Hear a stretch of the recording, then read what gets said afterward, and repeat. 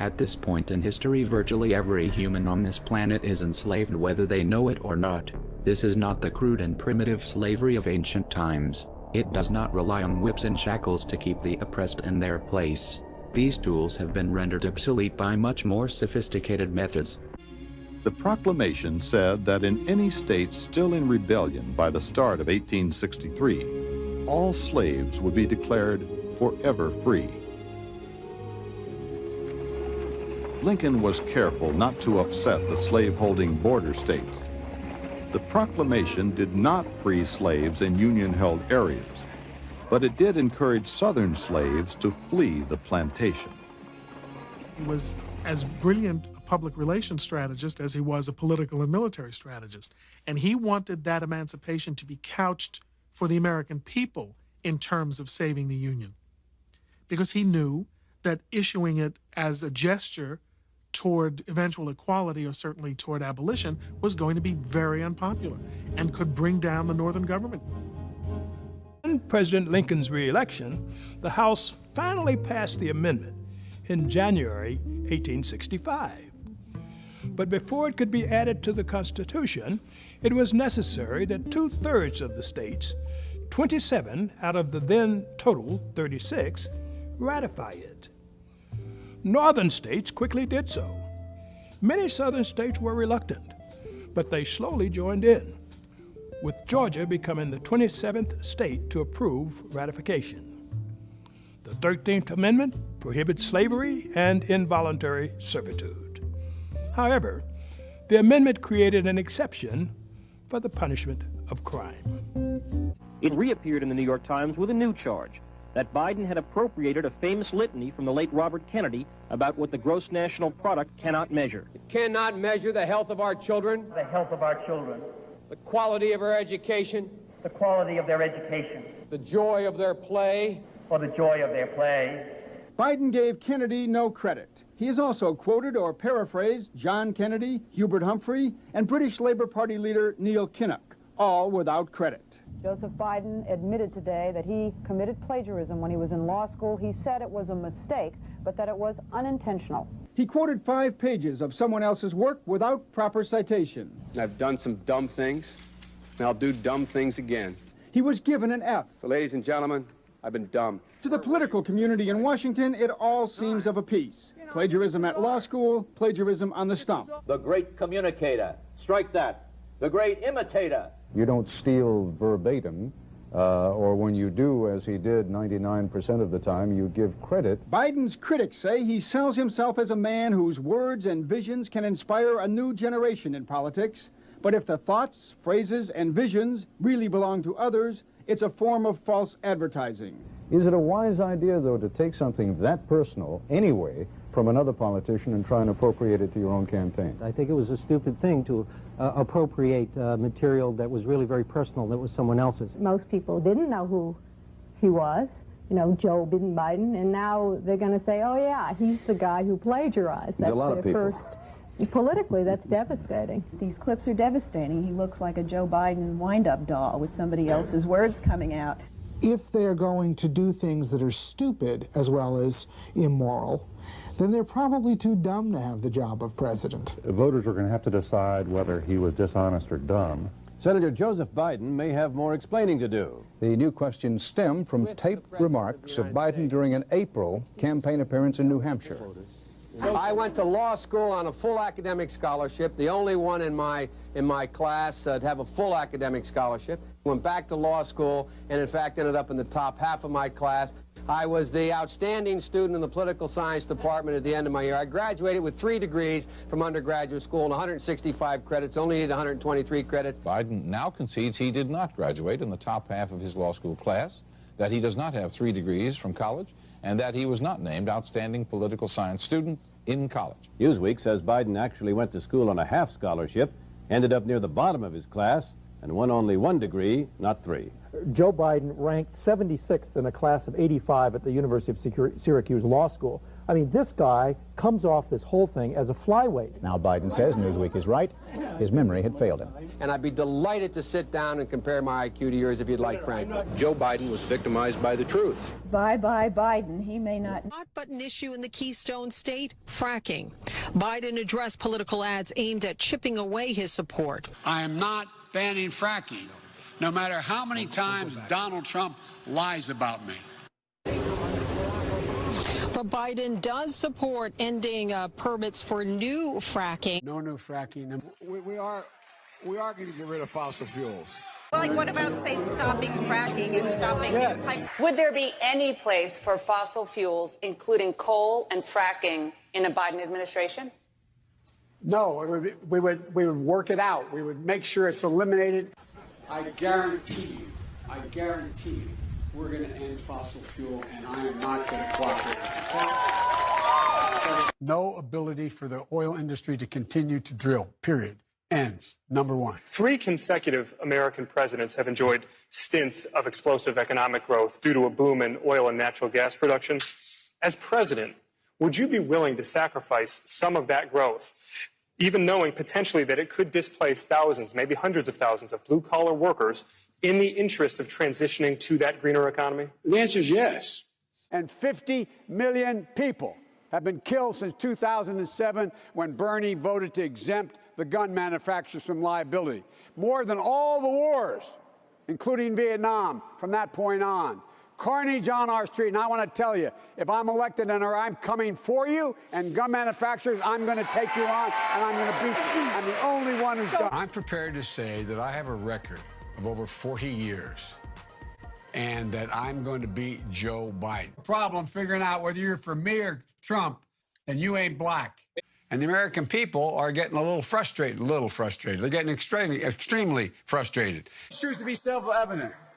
All men and women created by you know the thing. Meet this climate crisis. From the lakes of Minnesota to the hills of Tennessee, across the plains of Texas, from sea to shining sea,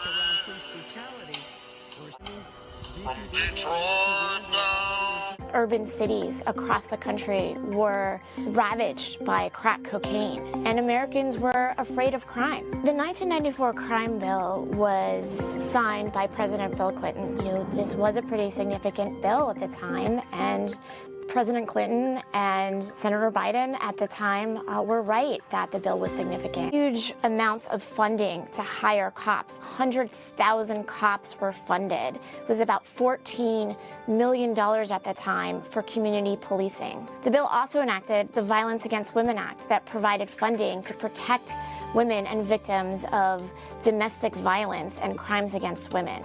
But the most pernicious provision of the 1994 crime bill was its $12 billion that was authorized for states across the country that would enact what's called truth in sentencing laws. That funding literally paid states to increase the number of prison beds that they allocated for individuals convicted of violent crime in this country to serve 85% of their sentences behind bars.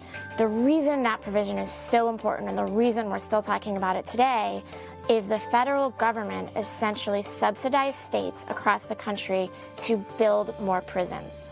So 25 years later, the crime bill is being debated. You stood up and used that tough on crime, phony rhetoric. That bill was a huge mistake. There's no question that that crime bill contributed to America's mass incarceration problem. So many people don't understand why the federal government would pay states to incarcerate more people, given the devastating consequences we know that incarceration causes. Back to the streets. It doesn't matter whether or not the person that is accosting your son or daughter or my son or daughter, my wife, your husband, my mother, your parents. It doesn't matter whether or not they were deprived as a youth. It doesn't matter whether or not they had no background that enabled them to become social become socialized into the fabric of society. It doesn't matter whether or not they're the victims of society. The end result is they're about to knock my mother on the head with a lead pipe.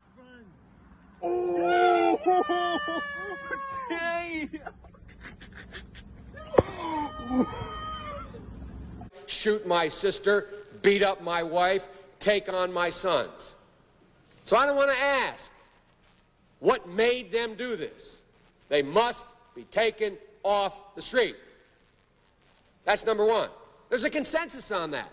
Unless we do something about that cadre of young people, tens of thousands of them, born out of wedlock, without parents, without supervision, without any structure, without any conscience developing, because they literally, I yield myself 3 more minutes, because they literally have not been socialized. They literally have not had an opportunity. We should focus on them now. If we don't, they will, or a portion of them will, become the predators 15 years from now. And Madam President, we have predators on our streets that society has, in fact, in part because of its neglect, created. Again, it does not mean because we created them that we somehow forgive them or do not take them out of society to protect my family and yours from them. They are beyond the pale, many of those people. Beyond the pale. And it's a sad commentary on society. We have no choice but to take them out of society. And the truth is, we don't very well know how to rehabilitate them at that point. That's the sad truth. I'm the guy that said, rehabilitation, when it occurs, we don't understand it and notice it. And even when we notice it and we know it occurs, we don't know why.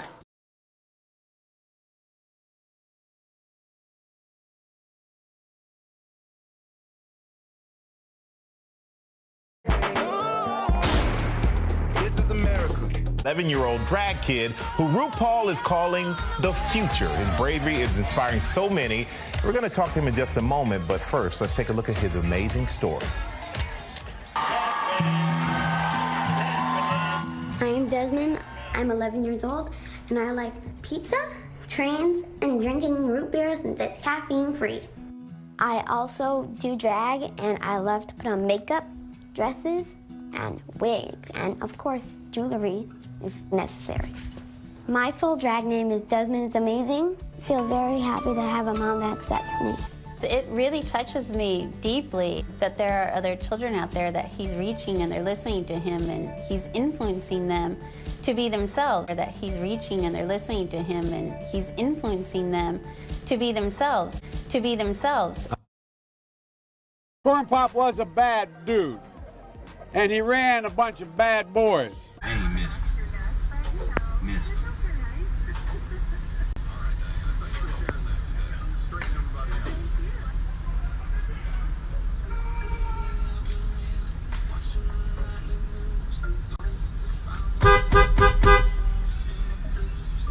We have no choice but to take them out of society.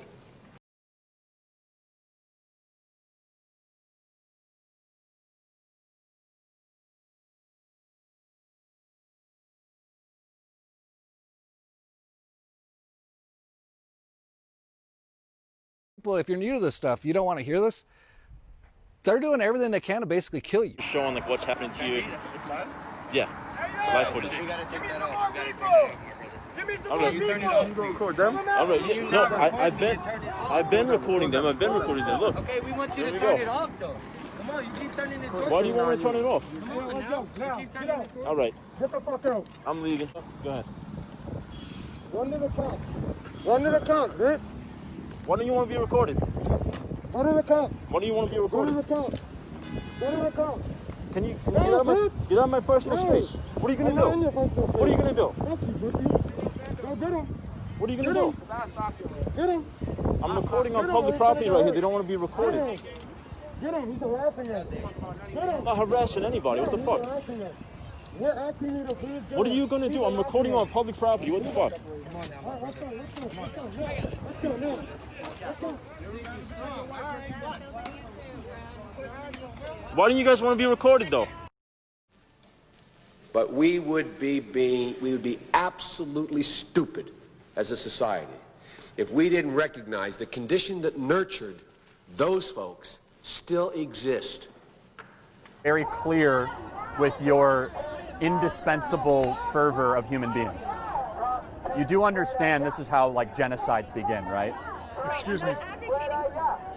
No, I'm not saying you are, but dehumanizing and saying I'm okay with disposing people because we don't want them is how hundreds of millions of people were killed in the last 100 years. Right. I don't think that a 6-week-old fetus Deserves protection? Despite having a heartbeat? Do you think abortion should be a form of birth control? I think it's real last resort. But it's becoming the primary resort. 1 million times a year. It's a lot. How many people are on birth control? Quite a lot. It's more than 1 million. Do you know that the abortion rate is higher than the birth rate in New York City for black women? Do you know if you see a pregnant black woman in New York City, she's more likely going to the abortion clinic than to the delivery room? Does that bother you? Like, do you understand the black birth rate has flatlined since passage of Roe, the decision of Roe versus Wade? Right. I don't think the law is that great for black people. I think so we should not be. So we should. No, I'm not. No, I'm saying they're not incapable. I'm not a racist. You understand this is the eugenicist KKK Margaret Sanger argument. Not giving them the opportunity to be in a place where they can sustain a family. I'm saying we have a systemic issue that's hurting people of color and So they don't feel like they can afford that anymore. Infant-bearing age of black women make up about 3% of the U.S. population and 40% of the abortions. The black population has stagnated and not grown at all, basically as a percentage of population since the passage of Roe versus Wade. If someone was a racist, not saying you are, they are keeping the black population at perfect population control. Something to think about. I want more black people. Do you? Okay. All right. Thank you. I want more black people in the world. You want less. To come to a threshold where there's some people that aren't worth saving. We need to build warehouses to put these people into it and lock them away for the rest of their lives. Let's put them in jail. Let's stop them from truly, at least some of these males going out and getting 10 other women pregnant and having small children. Let's put them away. At some point, we have to stop being politically correct. And I don't care what race, I don't care how old they are. If there's a threshold that they cross, these people have to be warehoused. No recreational time in the jails. We put them away. We put them away for the rest of their lives. No peace, no sleep. Let's make sure we show up wherever we have to show up. And if you see anybody from that cabinet in a restaurant, in a department store, at a gasoline station, you get out and you create a crowd. And you push back on them. And you tell them they're not welcome anymore, anywhere. Social distancing! You are the most at risk. Now, too many see the protests as the problem. No, the problem is what forced your fellow citizens to take to the streets. Persistent and poisonous inequities and injustice. And please, show me where it says that protests are supposed to be polite and peaceful. Show me where it says that, where the protests are supposed to be peaceful. Oh, in the First Amendment. The First Amendment says that. No, there needs to be unrest in the streets for as long as there's unrest in our lives. And unfortunately, there's plenty to go around. But there was at least one honest line in that speech. We want to highlight it for you because that line reveals what all of this is really about. Here it is. His failure to call on his own supporters to stop acting as an armed militia in this country shows how weak he is. Does anyone believe there'll be less violence in America if Donald Trump is reelected? So, do I look like a radical socialist with a soft spot for rioters? Really? Do I look like a radical socialist? No. You look like a glad-handing shill for the credit card companies because that's exactly who you are, and that's why you're such an effective front man. But the people behind you are radical as hell, and we are not guessing about that. Biden's running mate, President-in-waiting Kamala Harris, openly solicited donations for rioters in Minneapolis. Quote, "If you're able to," Harris tweeted in June, "chip in now to the Minnesota Freedom Fund to help post bail for those protesting on the ground in Minnesota." Amazingly, that tweet is still up. At least 13 members of Joe Biden's staff sent money to the rioters in Minneapolis. So what did the Minnesota Freedom Fund do with the cash they got? Well, they freed a person who was being held for trying to kill the cops, murder them. They also bailed out an accused murderer and a twice-convicted rapist, among many others. Kamala Harris has never apologized for doing this. She has never repudiated the Minnesota Freedom Fund. Biden, of course, didn't mention it in his speech today, but why would he mention it?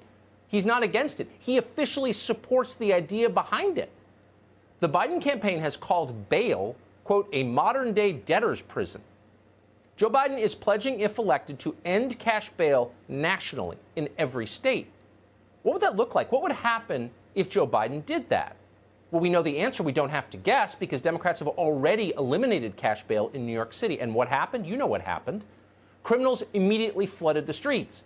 Hundreds of thousands of residents fled the city. Not right-wingers, by the way. Joe Biden voters. They left. They had to because violence surged out of control. Over the weekend, one savage tried to rape a 25-year-old woman on a subway platform at 11 in the morning in public view. You may have seen it on video. It happened on the Upper East Side, one of the prettiest neighborhoods in the country, a beautiful, formerly safe neighborhood. But it's not just New York. Democrat-controlled cities all over the country look like this now. There's no denying it or its effects. Spend an hour on Zillow and look at real estate prices. People are literally running away from cities run by Democrats, and they're going to places that aren't. That's not a guess. It's not a talking point. It's true.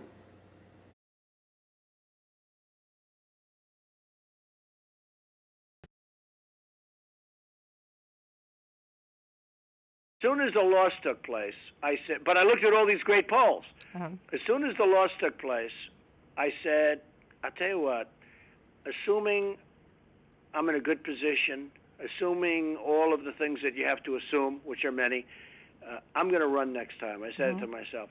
And I sat back and I said, what would be a good expression? Because I knew what was going to happen with respect. Because as you know, President Obama was not doing very well at that time.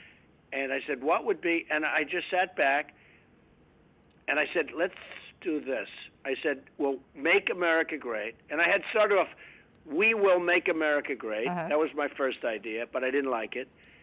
And then all of a sudden, it was going to be make America great. But that didn't work because that was a slight to America because that means that it was never great before. And it has been great before. So I said, make America great again. I said, that is so good. I wrote it down. I went to my lawyers. I have a lot of lawyers in-house. We have many lawyers.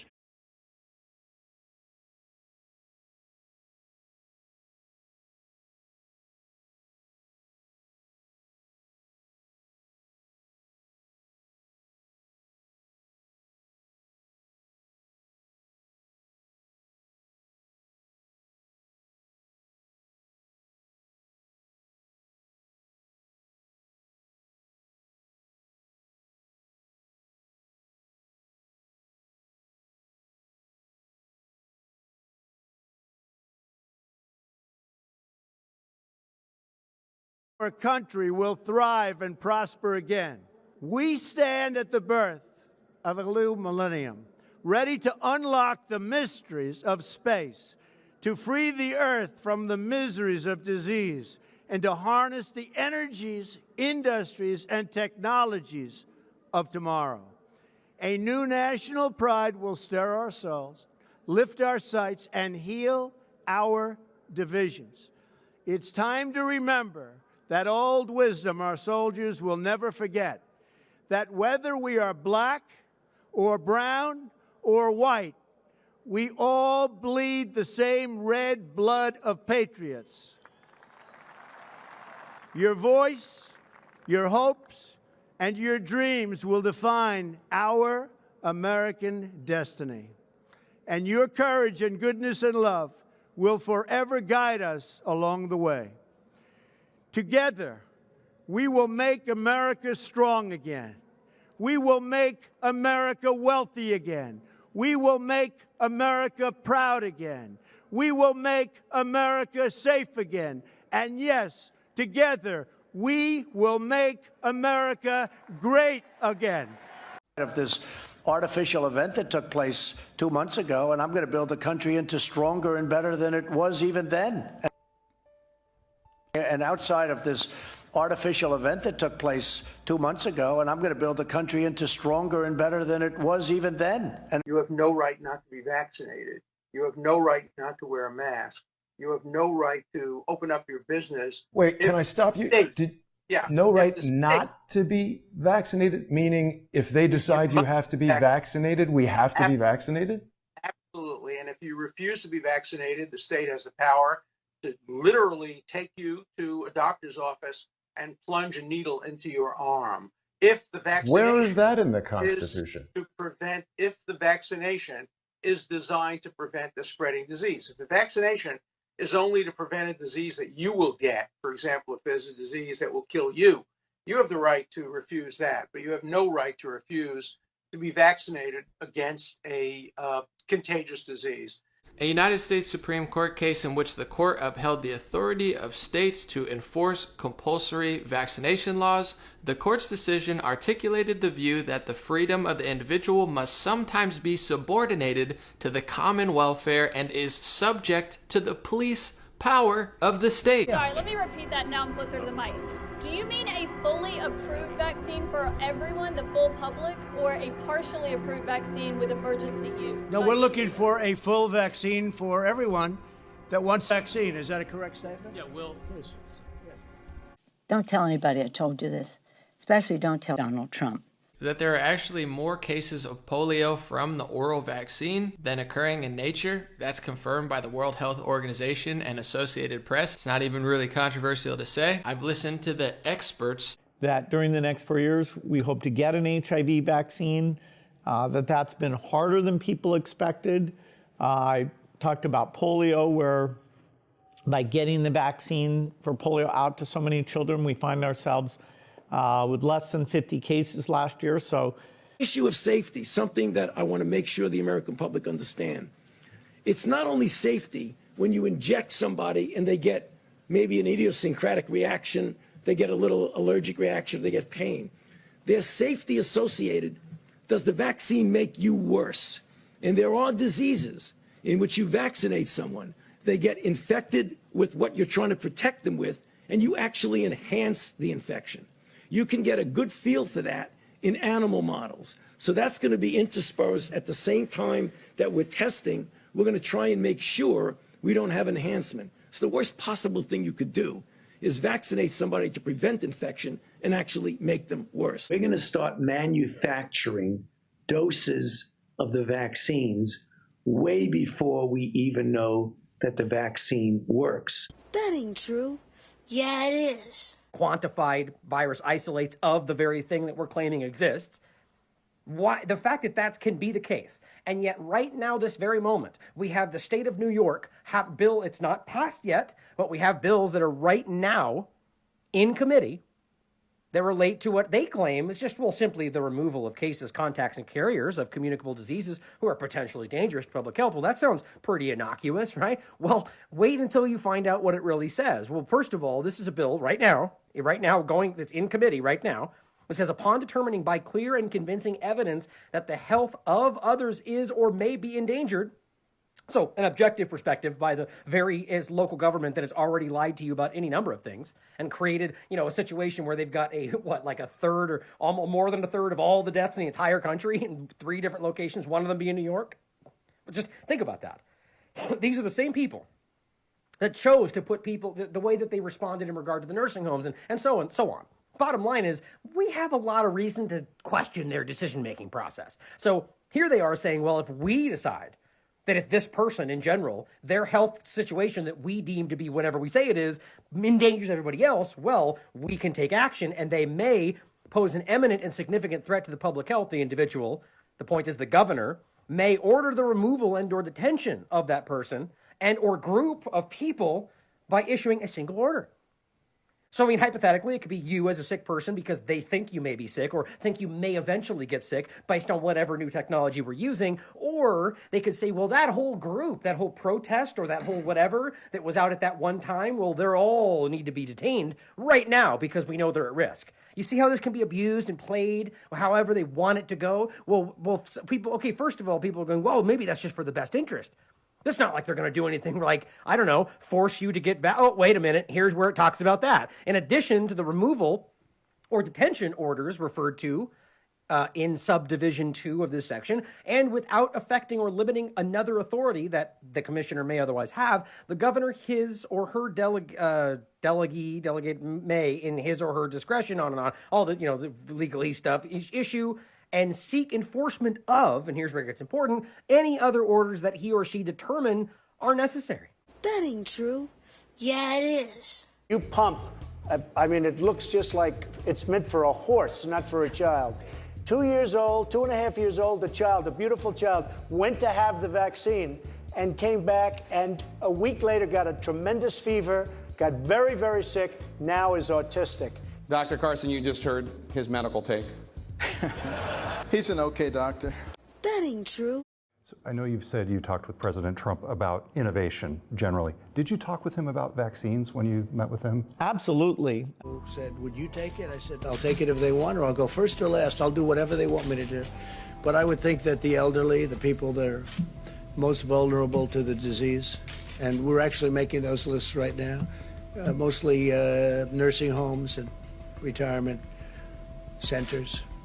When a vaccine is ready, the U.S. government will deploy every plane, truck, and soldier required to help distribute it to the American people as quickly as possible. Cases that we do have a vaccine, it's a massive job to give this vaccine. Our military is now being mobilized, so at the end of the year, we're going to be able to give it to a lot of people very, very rapidly. And you're just doing something with syringes as well, so that you can have it plentiful. That's right. You have enough vaccine. We will have the tremendous force, because assuming we get it, then you have to distribute it. Right. And unless you're mobilized and ready, you're not going to be able to do it for a long time. So we're starting now. We're of the assumption that by the end of the year, we're going to have a vaccine. Right now in the United States, people should not be walking around with masks. You're sure of it? Because people are listening really closely to this.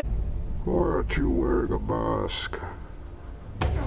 Answer him. I was asking you. Well, I just don't want to wear one myself. It's a recommendation. They recommend it. I'm feeling good.